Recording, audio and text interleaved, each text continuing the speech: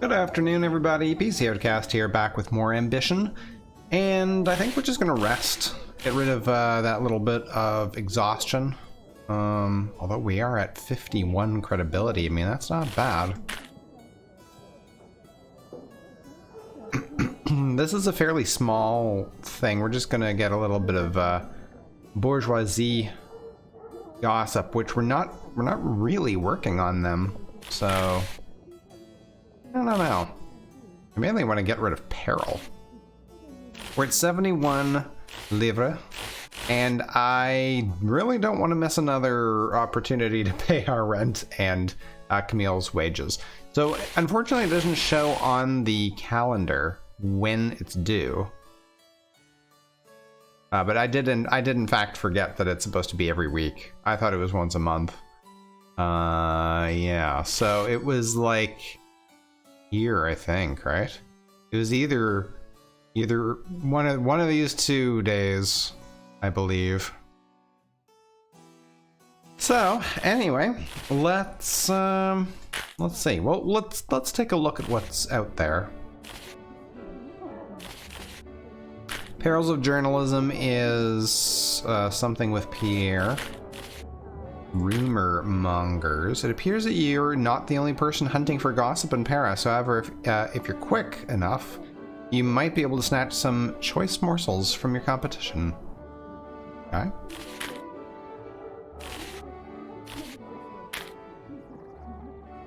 Ooh, that's a lot of potential peril. Courtesy of Pierre, you've learned about an art studio that Armand used to visit. Unfortunately, the studio was shut down after being raided by the Gut Royal, or whatever. This investigation may require some discretion on your part. Yeah, we definitely want to get our peril down. This is not going to affect peril too much.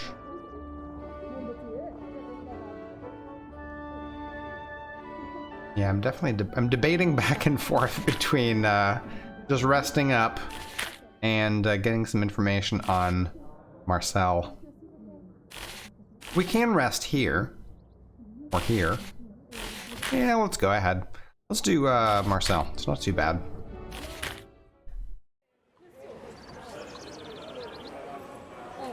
It takes far longer to find Caisse de Confiance than you'd have thought.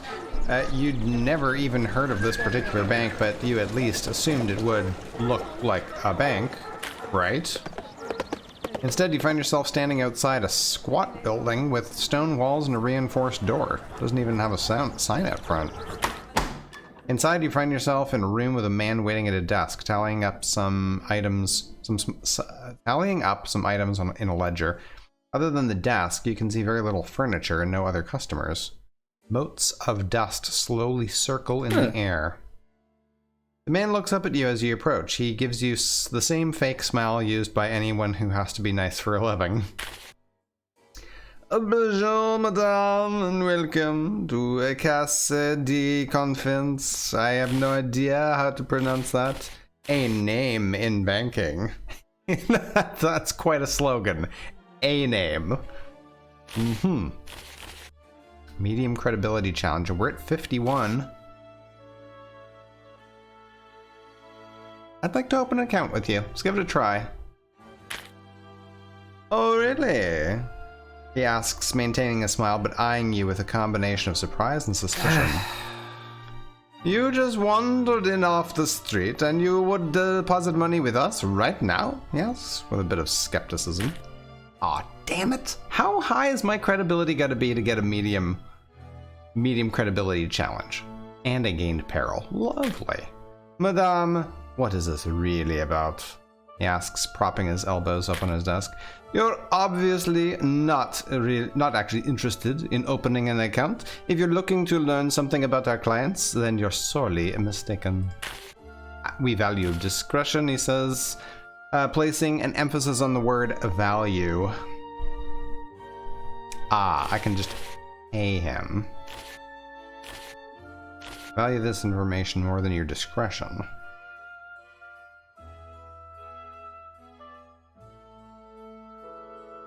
Yeah, fine. Oh, Oh, is that so? Place a small stack of coins on the table and he quickly counts it up with his eyes before quietly sliding the coins into his pocket.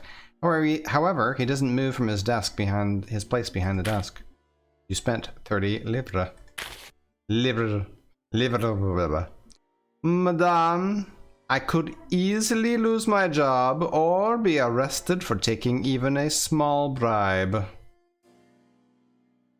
No, that's no good. Fine, we're blowing all of our money.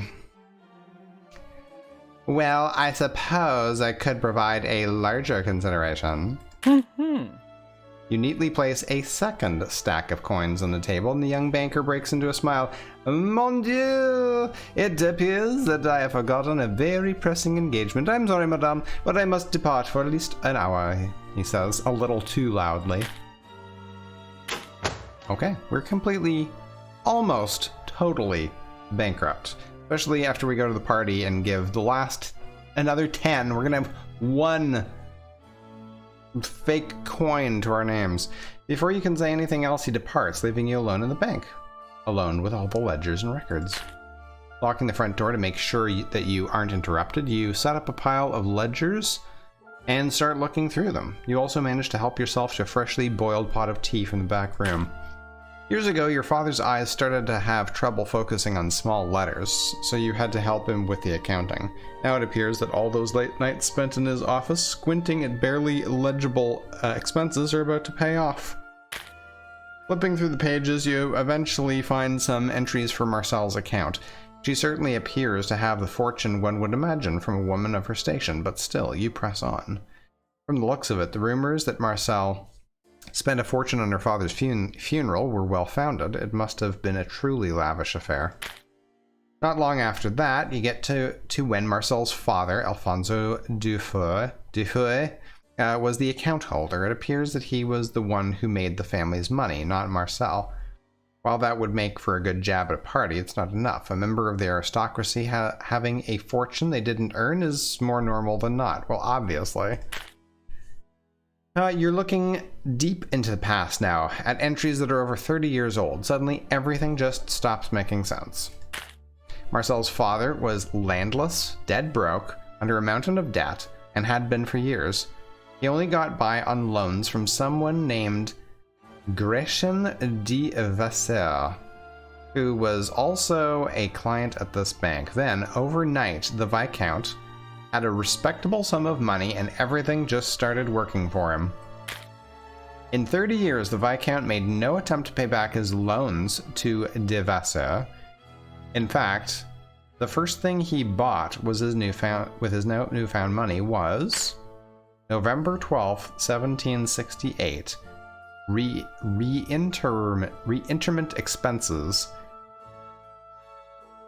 Cimetière du Calvaire. I have absolutely no idea what that is. It looks like he had a lot less respect for the dead than Marcel. You can't imagine burying a dog for as little money as Marcel's father spent to lay whoever this was to rest. Why bother moving someone to a different cemetery if you're going to do it so cheaply? You write down the name of the cemetery just in case it's useful. A pauper's grave is now available to visit on the Paris map.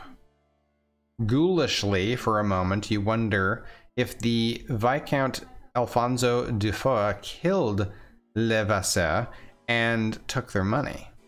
But that wouldn't make sense. You can't just kill and rob someone of thousands of livres without someone noticing. Too noticeable. Besides, that kind of thief would pay for... What kind of thief would pay to bury their victim? You look through the ledgers a little further, but can't seem to find anything else that's useful. All you have is that Marcel's family used to be destitute, but they had a sudden windfall. Well, that and the name of a cemetery with a pauper's grave. You put away the books, put up the cloak of your hood, and disappear through the side door. Marcel's weakness is so close you can practically taste it. Huh. Interesting. Yesterday there was a hot air balloon launch on the lawn of the palace at Versailles. Keep mispronouncing that. The public is absolutely fascinated by these new machines, though you remain unconvinced. These balloons, invented by the Montgolfier brothers, were richly decorated with the king's heraldry. Apparently, it was quite a sight. The launch itself went extremely well, but apparently that was the problem. Those attending couldn't help but notice that despite all the king's royal privileges, special seating, and resplendent symbols, all of the event's focus was on the balloons themselves. The king, who already struggles with asserting himself, put on a spectacle that he was not the center of. Perhaps royal traditions shall be eclipsed by the swell of science and innovation. Crown power down, bourgeoisie power up. Right. Do I have anything that the bourgeoisie like, or that's okay. I don't like that one, so I'm going to be wearing this. And I'm slightly exhausted. Your choice of outfit has altered your credibility, in a good way. Your level of restedness has altered your credibility. And you gained some cheap bourgeoisie gossip. Perfect. Take my last, well, almost my last coins. Credibility up. And our credibility was over 50, and we still couldn't pass a medium credibility check. Eh.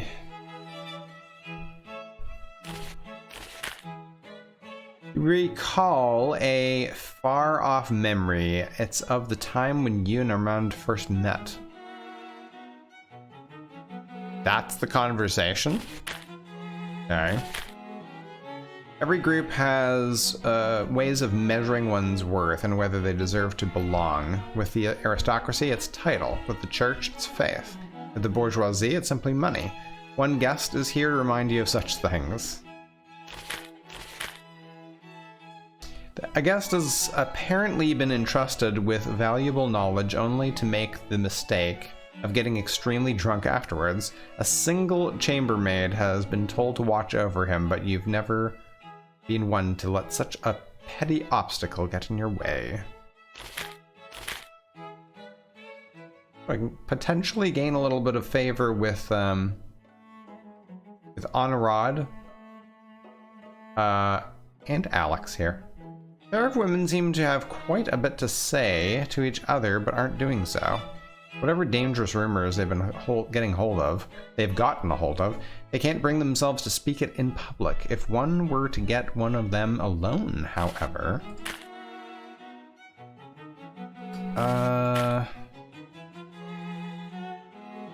It's definitely going to give me peril. I want to reduce my peril. I really, really would like to reduce my peril. Let's try this. You notice two women, apart from everyone else in the room, laughing in that guilty yet carefree way that suggests something is afoot. They have yet to notice you, yet you're drawn to them, like a banker towards an outstanding debt. Uh-huh. I've heard the most outlandish things from my fellow business partners in the bourgeoisie, but I just know it'll come back to haunt me if I repeat it here.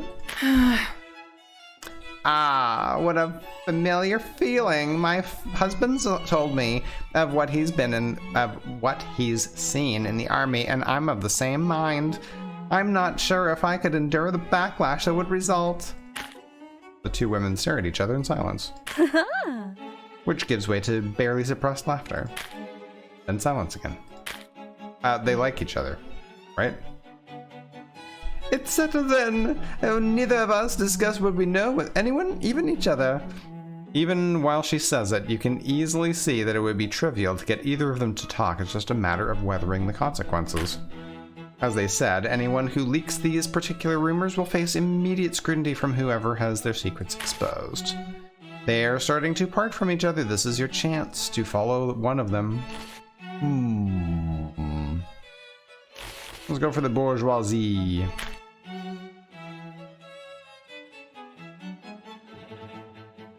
You follow the milliner. as she leaves her companion behind. Together they were resolute, but divided. She'll surely fall. Huh. Ah. Oh, what, do I know you? She asks as you approach her, just desperately trying to maintain a stony and determined expression. As you chat together, it doesn't take long for that facade to fall away. You share a few choice anecdotes of your own, and soon she's eager to tell you what's been burning within her. As you guessed previously, it's clear that she has no real sense of discretion. It's likely that before the night is over, members of the bourgeoisie will know that you got this information from her. Uh-oh. I lost favor with Anna Rod. Interesting. The following in a conversation is empty but energetic. While there's nothing of substance, there's something to be said about enthusiasm making things interesting. Sometime later, sensing a lull in the discussion, you excuse yourself to pursue other inquiries. That's too bad. We lost, So, Anna Rod is connected to the bourgeoisie? I guess? A gentleman is currently in the process of smothering one Madame Gazelle with advice, while she would clearly rather be anywhere else. Perhaps you could help. Okay, we can gain some favor with her after we just lost some. It appears that some guests have spilled their drink on you. That one. More possible gossip. And more possible gossip. Let's help Honorad out. Strolling through the party, you manage to spot Madame Gazelle from across the room. She's with a man who seems very excited to speak with her. On closer inspection, he is the only one excited about this conversation. She looks absolutely apathetic. Seeing an opportunity, you decide to approach them. Though some might consider it a simple industry, there's a lot more complexity in wallpaper importing than one would imagine. Oh, yes. Absolutely ecstatically exciting information, he says, before favoring Honorad with a sly wink. And where there's misunderstanding, there's profit. Oh, wow. Madame Gazelle replies, that is absolutely fascinating. I'd never considered that before. She's lying. However, I'd hate to take up your time too much with all this talk about business. This is a social event after all, and I'm sure you have a lot to attend to. He grins even wider and replies, oh, don't worry yourself, Madame Gazelle. My schedule is entirely open. In fact, Oh, is that you? Madame Gazelle walks over and leads you into the conversation by the hand. I've never been so glad to see you before. Have you met Monsieur Harvey? Easy credibility challenge? Perfect. I am so sorry to interrupt, Madame Gazelle, but don't we have an appointment to keep? Banker looks puzzled by this new development. Yes, Madame Gazelle suddenly replies. How could I have been so forgetful? Yvette and I have some business we need to attend to. My apologies, monsieur. We must go. With that, she puts a hand on your wrist and leads you both away from the banker before he can formulate a proper objection. Adieu, you are a lifesaver, she whispers to you. If I had to tolerate that any longer, I would have gouged my own eyes out. Nice. A decent amount of favor with Honorad. The worst part of all of this is that I actually do need advice on what I should be doing with Charles's fortune. I never took enough interest in the specifics of his work, and now I'm floundering.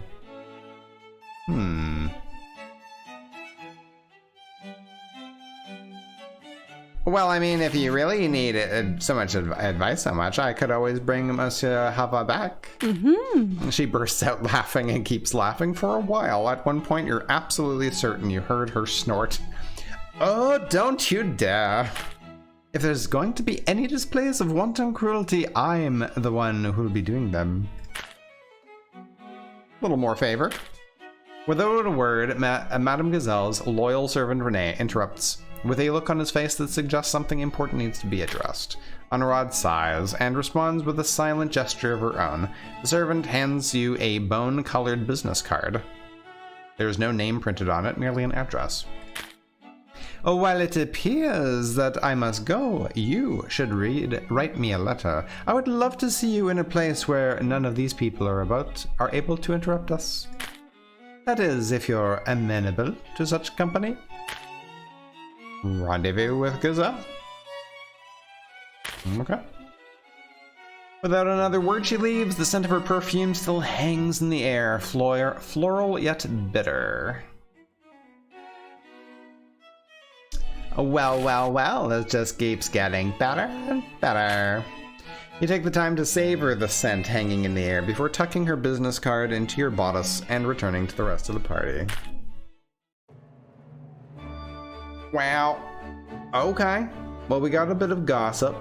We increased our favor with Honorad. I think we gained a little bit of peril overall, unfortunately. We lost gold? Or did we lose? I still can't understand. Oh, then the negative is a negative. Yeah, we lost 10. We lost 3 peril. We gained 2 credibility. We gained 3 Honorad favor, and we got a little bit of cheap bourgeoisie gossip. Gotcha. We did it.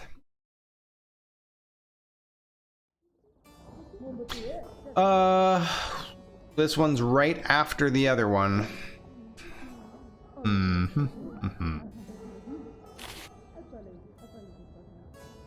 Let's decline. I don't want to do parties back to back. That was going to cost us some credibility, but that's okay. We need to rest for sure. Let's take a look at Eddie. Do I? Oh boy, if I have to pay it here, I don't think I'm actually going to have enough money.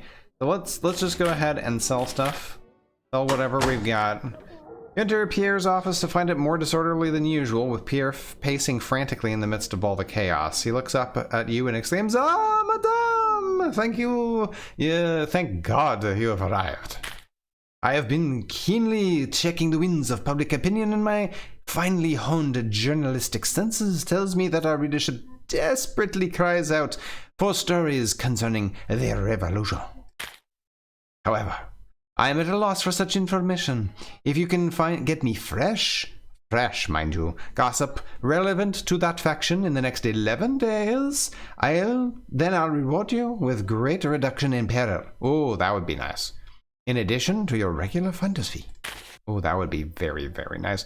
"Do you feel up to the task? Yes, please, I beg of you." Gossip about the revolution in 11 days, you say? I could probably do that. I don't actually have anything revolution connected, do I?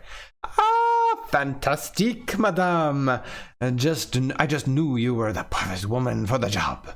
He replies with an excited grin. "I already await your success with bated breath.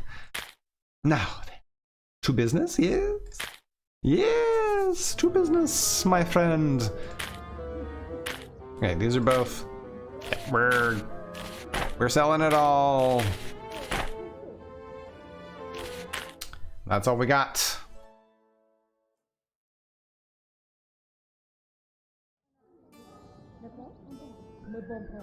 I'd like you to join me on the 13th. Oh. Oh no. Apparently we have... Wait. We have something with Honorad already on the 14th? And this is Alex.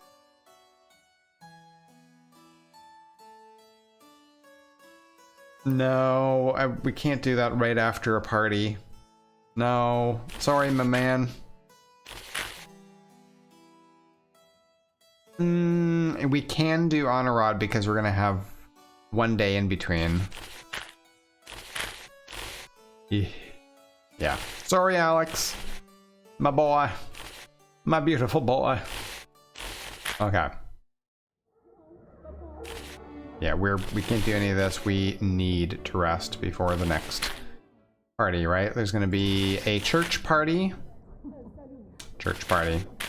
Yeah, we have no... This is another church. That was declined. Yeah, we don't actually have anything for Revolution gossip right now.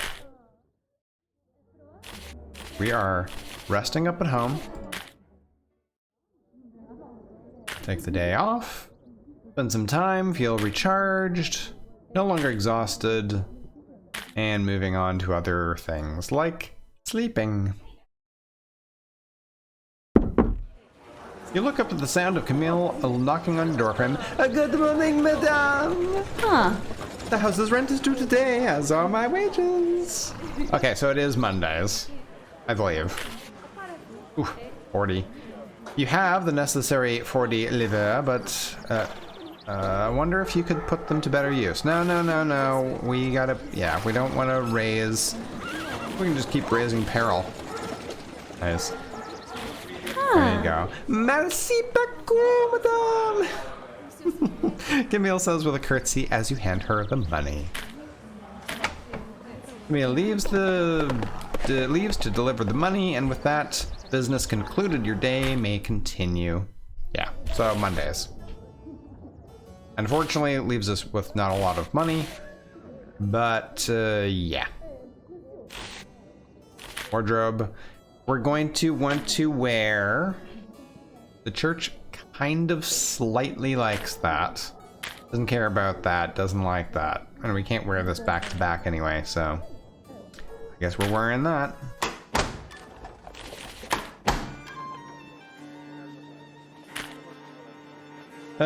Choice of outfit has altered, blah blah blah. We got a little bit of cheap.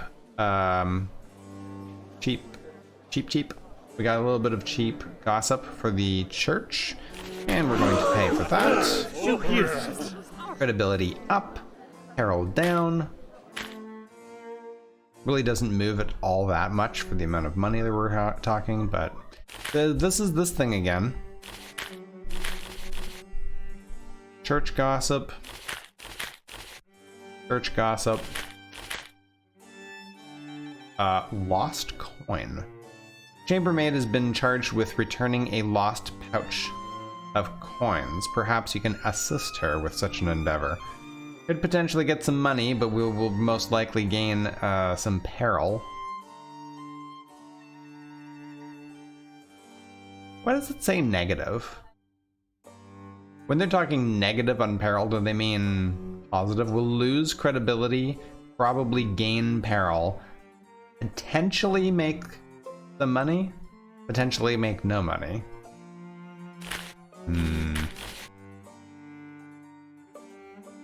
Gossip, possible peril.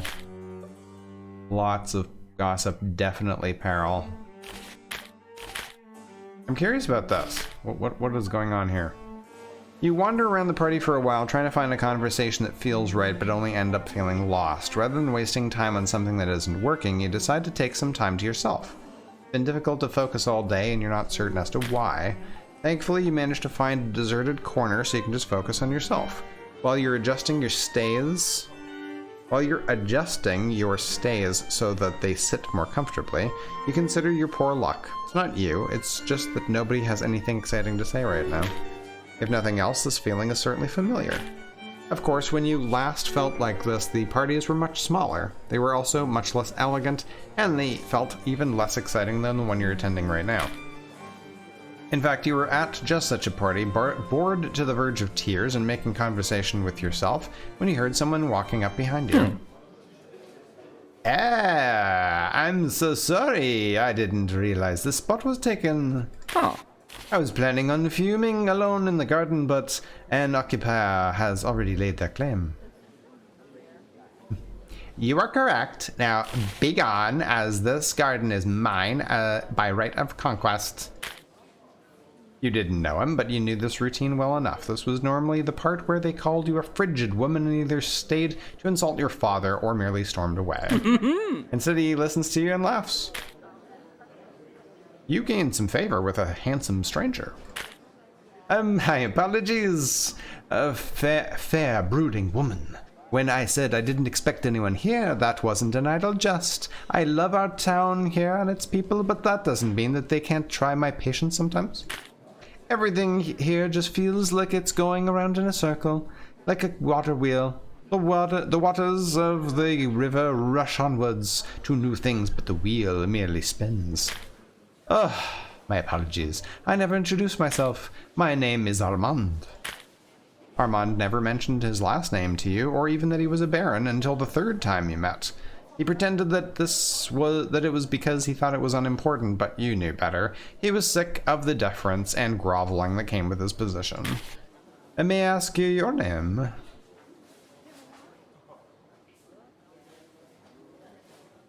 Oh my god, like, who invited you here anyway?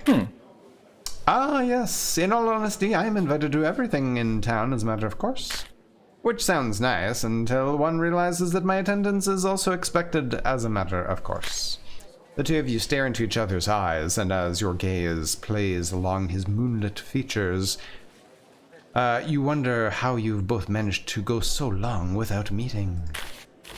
Now, you've heard of my woes, but what troubles you tonight?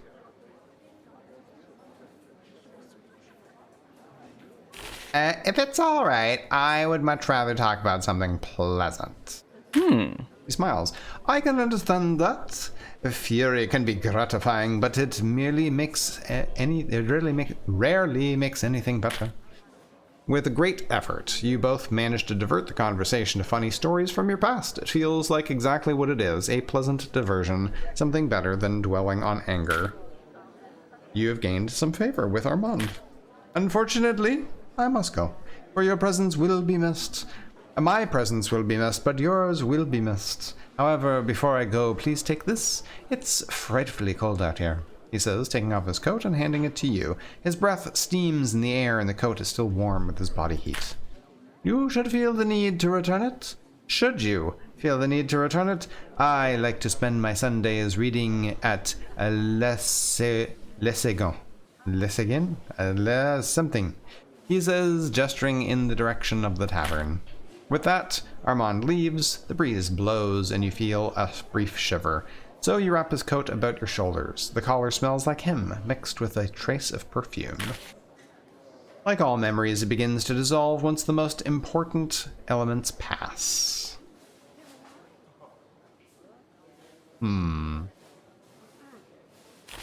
I was a fool to fall off with such empty advances. With a dismissive snort, you clear your head and return to the here and now. Dwelling on the past is for fools with neither actions for their present nor ambitions for their future. With that, you return to the party. Okay. The lost coin thing again. Possible bourgeoisie information, church gossip, and more church gossip.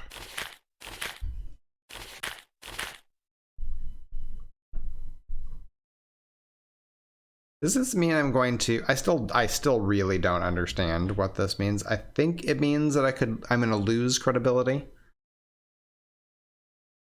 You come across a woman interviewing a man for the sake of her book, but something doesn't seem quite right about the man's outrageous claims. Indulgence. You find yourself speaking with a woman who could tell you of some gossip concerning the church. All you have to do is deflect the tiresome bloviating of a particularly boastful church patron. A little bit of... Yeah, I guess we could lose some credibility and gain some peril. That's exactly what we need.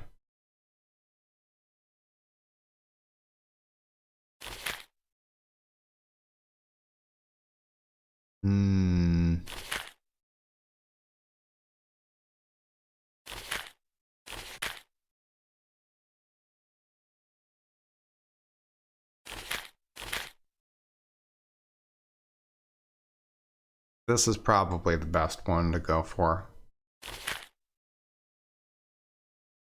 Gotta go for stuff that doesn't have a lot of peril. I know that if we find some revolution information, then we're going to be able to knock that down, but you step back into the vestibule for a moment so you can collect your thoughts and get the first opportunity to speak with any new arrivals of the party. It's then that you see two individuals speaking together in a corner. The fact that they're trying to stay away from everyone else only increases your interest in their conversation. You recognize neither the bespectacled woman nor the extravagantly dressed gentleman that she's speaking with. However, judging from the fact that she pauses to write whenever he speaks, you can surmise that she's interviewing him. It seems apparent via your spying that these people are Nika Ikov, a foreign author looking for inspiration for her latest novel, as well as Guillaume Disabel, a self-styled libertine philosopher, an appellation that doesn't seem to require much in the way of academic credentials. Huh.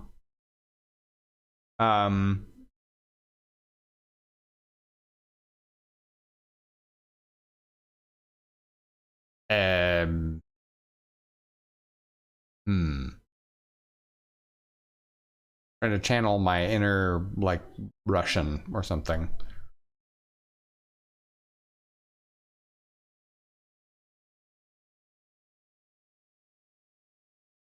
Let's give this a try. You described yourself earlier as a patron of the arts. What is your relationship with theater? Have you sponsored any performances? That's a terrible accent. Ooh. I'm no mere tight-fisted patron, good madame. I'm an inspiration, a muse, if you will. In fact, when Beaumarchais wrote The Barber of Seville, I was his inspiration for Count Amalavia. The sharply dressed man proudly replies between long gulps of wine. From what you remember of that play, that's not something to be particularly proud of. It also doesn't sound even vaguely true. Mm-hmm. Yeah, her accent is completely terrible. Terrible! Oh, this will be fantastic for my book, monsieur.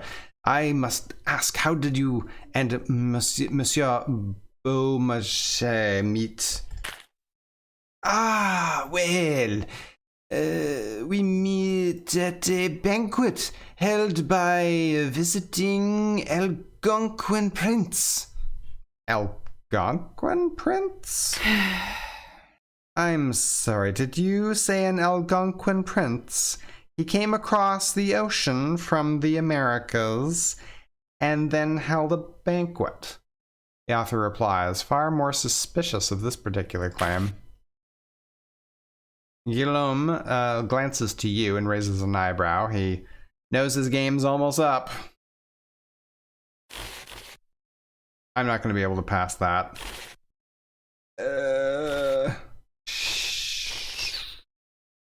Roll.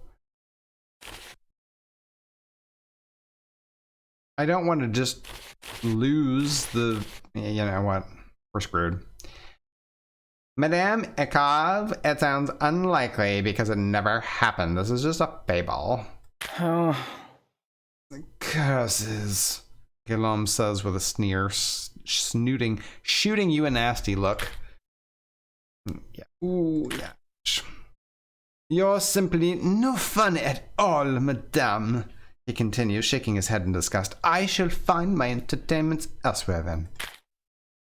Monsieur de Sable drains his wine glass and storms away with a sour look on his face. While that might seem unpleasant, it also means that you have some decent gossip, given that you caught a prominent figure in the bourgeoisie flagrantly lying about his accomplishments. Uh-huh. After a few shocked seconds, Madame Ikov gives you a slow curtsy. Merci. Merci, madame. I know it may seem unimportant to most, but my research for this novel is very important to me. I appreciate you care enough to stop someone from filling it with outlandish falsehoods. And a little bit of credibility. Nice. With that, she leaves, and you decide to re-examine the rest of the party. Perhaps you'll find another opportunity out there amongst the crowds, and yet we'll be going to bed instead. A little bit of church gossip, a little bit of bourgeoisie gossip, a little bit of credibility, lost some money, gained some peril. All in all, not absolutely terrible. Thank you for joining me, guys. We will see you tomorrow.